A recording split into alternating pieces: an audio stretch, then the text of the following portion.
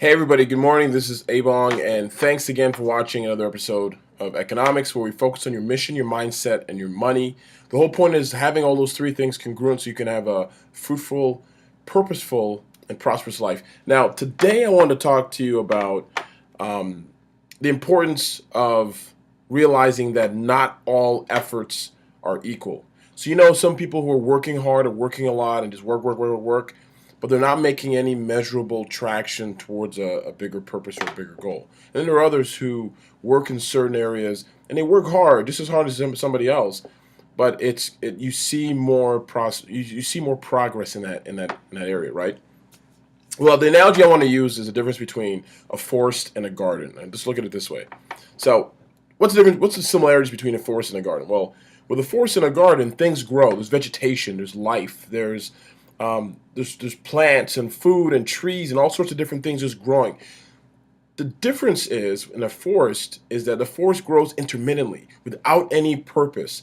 You got everything that grows. You can run into a forest and sprinkle seeds, and you come back later, 6 months later, and there's whatever you planted is growing along with the weeds, along with good plants, bad plants, poison ivy, whatever it is that you can desire grows in that forest. Now the garden's a little bit different. It's the same in that it still grows vegetation and life and plants and plants that the deer and rabbits come and eat off of.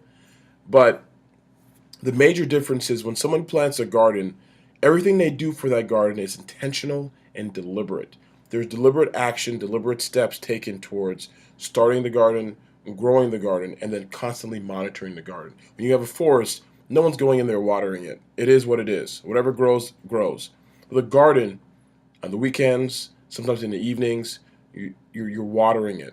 You're putting down Scott's plant seeds. You're pruning it. You're getting rid of all the using, natural, of course, insecticides and pesticides that get rid of all the insects that can may damage your whatever thing that you're growing. You try to keep the deer away. You keep the rabbits away. You put a fence up. Maybe you grow some fruit. You're some food there. Maybe some tomatoes and cucumbers and stuff.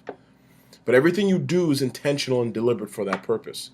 You see, on a bigger note, forests and gardens are similar yet different. Everybody's goals are the same. People have goals, and they treat their goals and dreams like a forest.